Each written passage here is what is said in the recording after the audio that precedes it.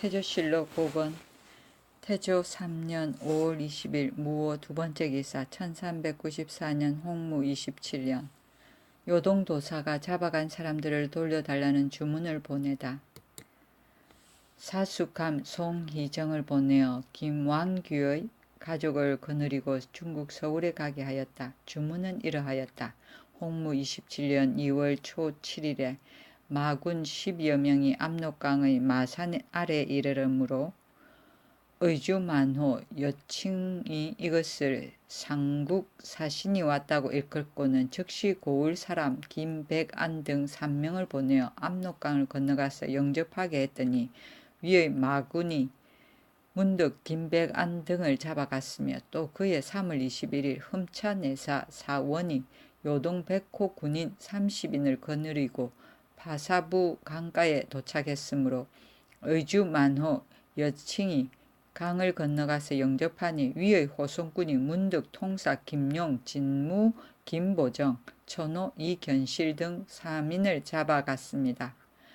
간절히 생각하옵건대 소방이 성주를 섬기면서 조금도 의심과 다른 마음이 없었으며 요동도사와는 국경이 연접해 있고 다만 한강이 막혀 있을 뿐이므로 무릇 조정에서 파견한 사신과 요동에서 파견한 사자가 도착하면 의주의 관리가 반드시 먼저 압록강을 건너가서 영접하였는데 그러므로는 변경의 백성들이 사신이 도착하면 마음속으로 의심과 두려움이 생겨 영접하는 일에 어김이 있어 죄를 얻게 될 것입니다. 삼가 바라옵건대 황제께서는 요동도사로 하여금 전향의 2차례에 잡아간 김백안, 이견실 등을 조사해서 돌려보내시게 하시어 소방 변경의 민심을 편안하게 하소서.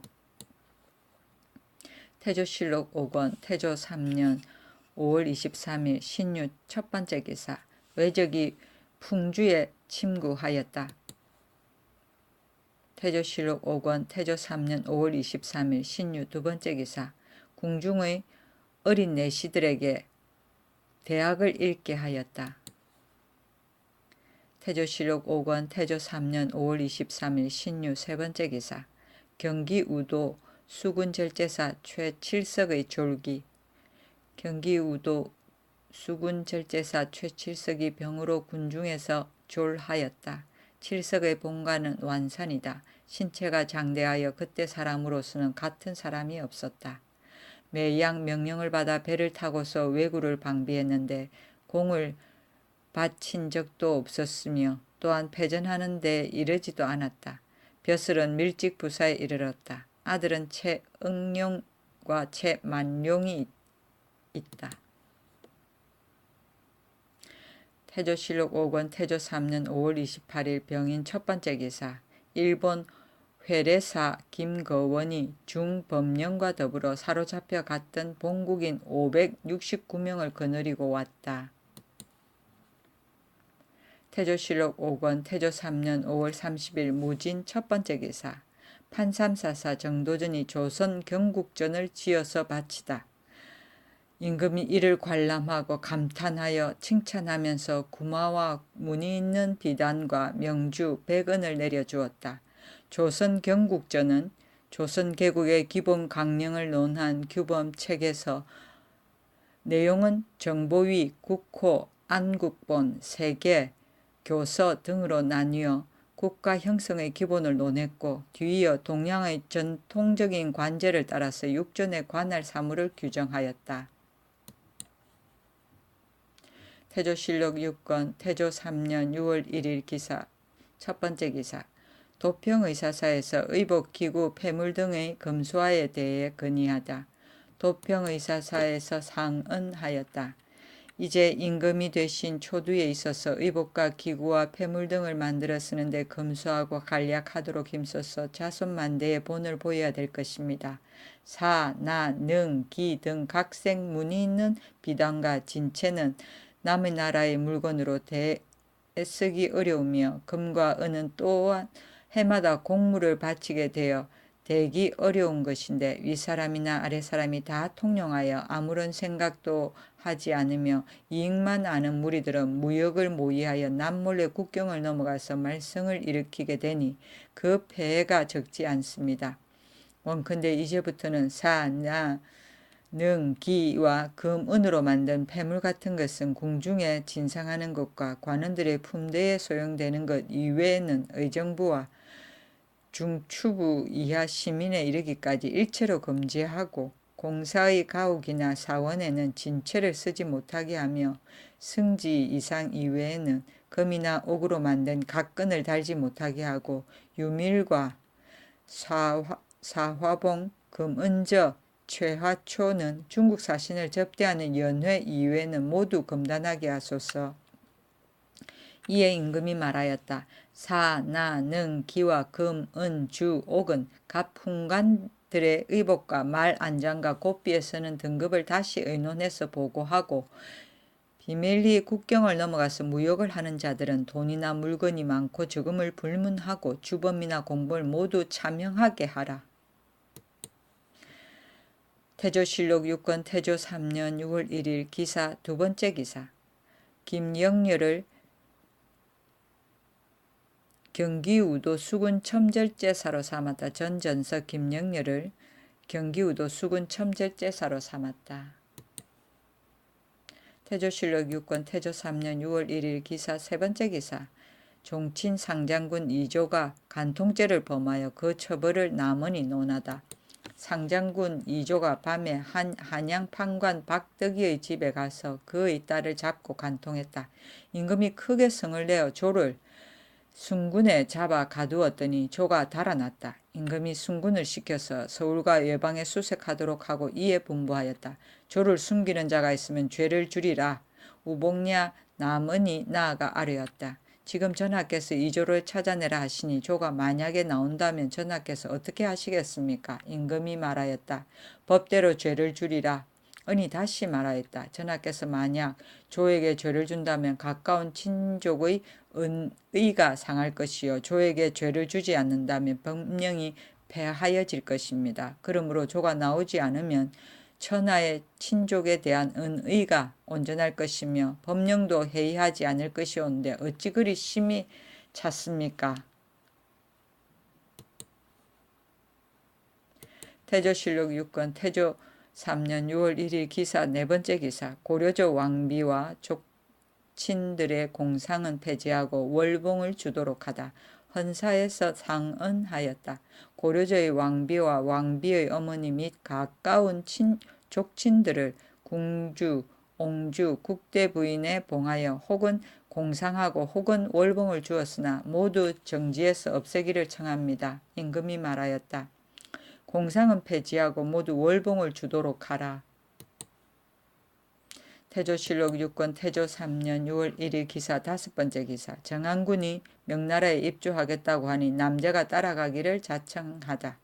태조께서 정한군에게 일렀다. 명나라 황제가 만일 묻는 일이 있다면 너가 아니면 대답할 사람이 없다. 정한군이 대답하였다. 종묘와 사직의 크나큰 일을 위해서 어찌 감히 사양하겠습니까? 이에 태조가 눈물을 글썽거리면서 말하였다. 너희 체질이 파리하고 허약해서 만리의 먼 길을 탈 없이 갔다가 올 수 있겠는가? 조정 신하들이 모두 정한군이 위험하다고 하니 남제가 말하였다. 정한군이 만리의 길을 떠나는데 우리들이 어찌 베개를 베고 여기에서 죽겠습니까? 하고서 스스로 따라가기를 청하였다. 태조실록 6권 태조 3년 6월 7일 을의 첫 번째 기사. 국호 및 왕의 호칭 문제에 대한 표문을 정한군과 지중추원사 조반이 명나라에 가지고 가다. 태조께서 정한군과 지중추원사 조반에게 분부하여 표문을 올리게 하고 참찬문화부사 남제로 하여금 전문을 올리게 하였는데 그 표문이 이러하였다. 험차내사 황령기 등이 좌군 도독부에게서 준청한 자문을 가지고 왔사온데 삼가 성지를 받자오니 이르기를 붙잡아 온 적인 호덕 등의 공초에 나오는 사람들의 성명을 등본해 가지고 가서 조선국왕 아무개로 하여금 장남이나 또는 차남을 보내서 친히 잡아오게 하라 하였으니 천명보다 엄한 이 명령을 받고 신하의 직분으로 자식을 보내지 아니할 수 없어 이제 신의 간곡한 마음을 기록하여 성총을 번거롭게 하나이다.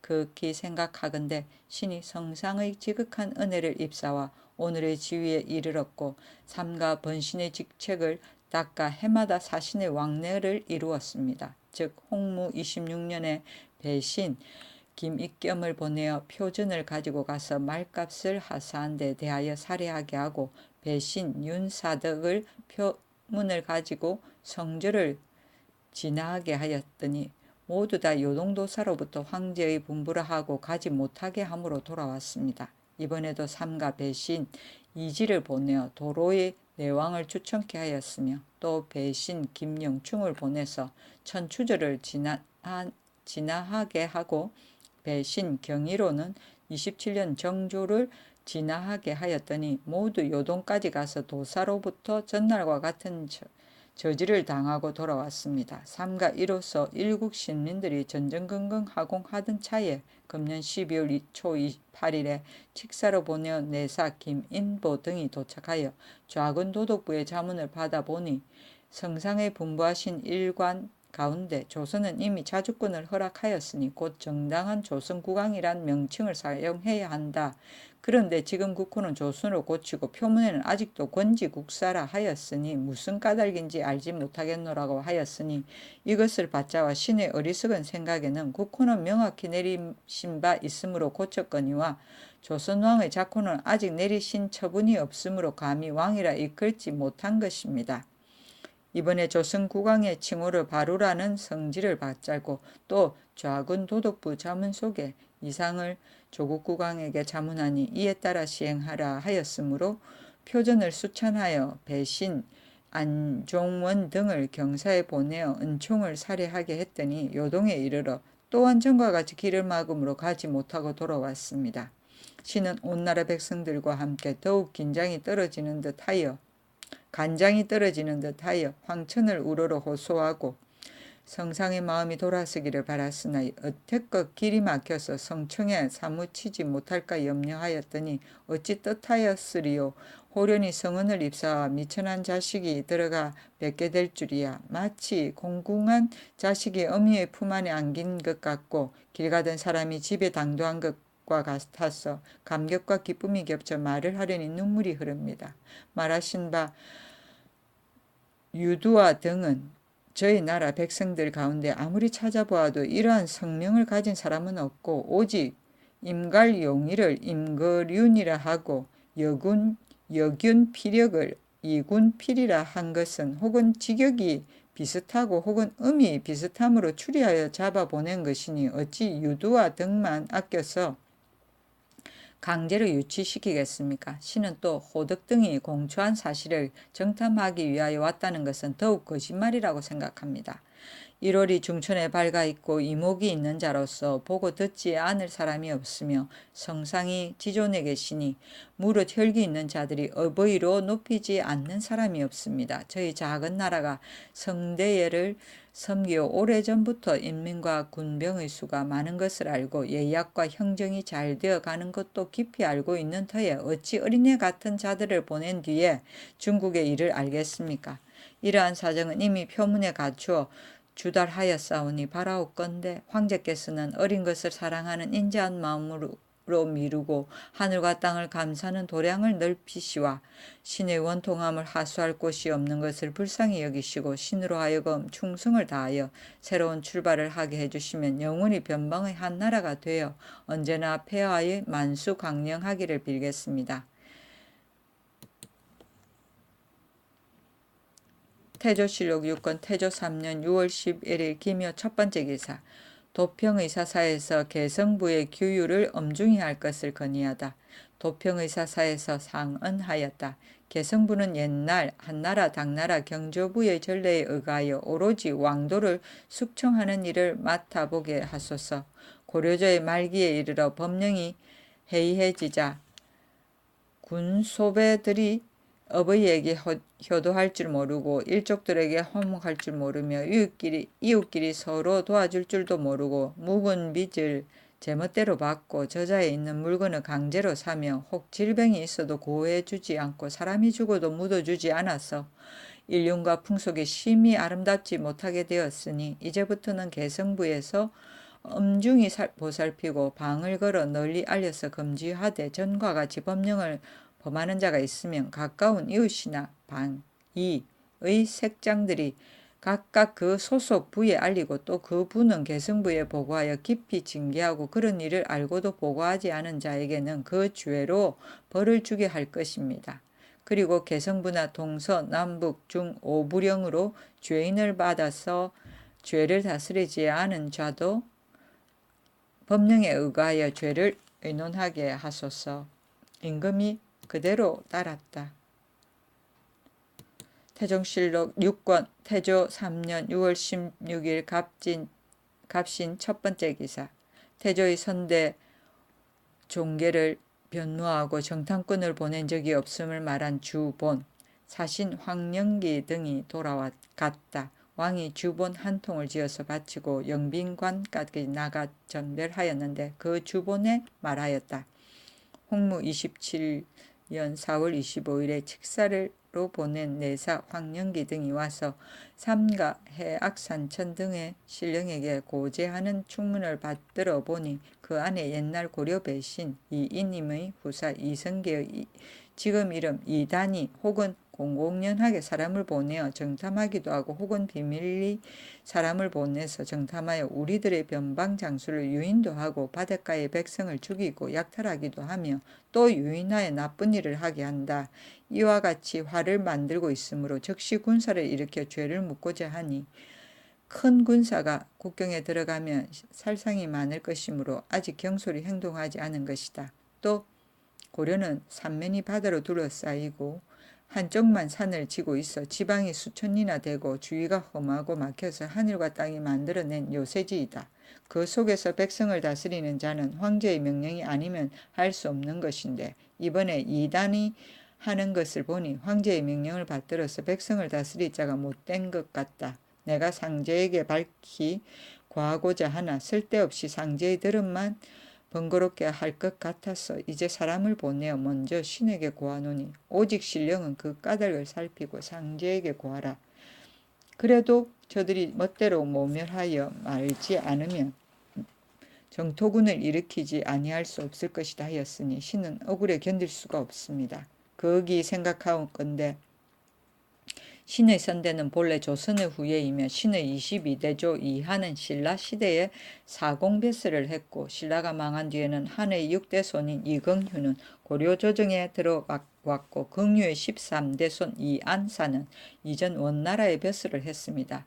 이가 신의 고조부로서 그 뒤로부터는 고려의 관작을 받지 못하였고 원나라 말기에 와서 전쟁이 일어나자 신의 아비 이자춘이 신등을 거느리고 동쪽으로 피난왔습니다. 신이 무제를 약간 배웠다 해서 군대에 몸을 두었으나 신은 벼슬이 아직 현달하지 못했고 고려 공민왕이 죽은 뒤로부터 가짜 왕신 신후에 이르기까지 16년간의 권신 이이님, 임견미, 염흥방 등이 서로 이어가면서 권력을 잡아 백성들에게 해독을 끼치고 죄와 악이 꽉 차서 스스로 사형을 당했습니다. 그러나 신은 본 마음이 근신하고 다른 허물이 없으므로 신을 문화시중으로 고용한 것입니다. 신이 국정에 관여할 때 앞 사건의 사리에 대하여 이미 주본을 갖춰 주달한 바로서 신과 이님은 본래 같은 이시가 아닙니다. 신이 국정을 맡은 뒤부터 이님이 저지른 불법을 모두 다 바르려 하다가 도리어 그 당뇨의 미움을 받아서 윤희와 이초가 기국에 도망하여 함부로 거짓말을 하기에 이르는 것입니다. 윤희와 이초는 폐하의 명찰하심을 힘입어 이미 처형되었으나 그래도 그 당뇨들이 도성과 외방에 잠복하여 신의 하는 바를 시기하며 지금까지 떠들어 말지 않은 것입니다. 신은 또 생각하건대 하늘이나 사람이나 윗사람이나 아랫사람이나 다 한 가지 이치로 통달하게 되며 폐하의 마음이 곧 상제의 마음인 것입니다. 신은 폐하의 언덕을 잇고 폐하의 신하가 되었는데 공공연하게 사람을 보내서 정탐하거나 혹은 비밀히 정찰하여 변방장수를 유인하며 주민을 죽이고 약탈하는 것은 죄가 매우 큰 것입니다. 그런데 그런 일이 없다고 하면 이것은 임금을 속이는 것이며 신하의 죄는 임금을 속이는 것보다 더 큰 것이 없으니 문명한 세상에 살 수가 없는 것입니다. 참으로 임금을 속였다면 이는 하늘을 속이는 것이며 사람의 죄는 하늘을 속이는 것보다 더 큰 것이 없으니 천지간에 용납할 수가 없을 것입니다. 산천 귀신이 좌우에 벌려 있는데 만약에 하늘을 속이고 임금을 속이는 죄가 있다면 어찌 신의 죄를 상제에게 구하고 신의 몸에 화를 내리지 않았겠습니까? 신은 황공하고 떨리는 마음을 이길 수 없어 삶과 죽기를 무릅쓰고 말씀드리오니 성스럽고 사랑스러운 마음으로 아랫 사람들을 애긍히 여기소서.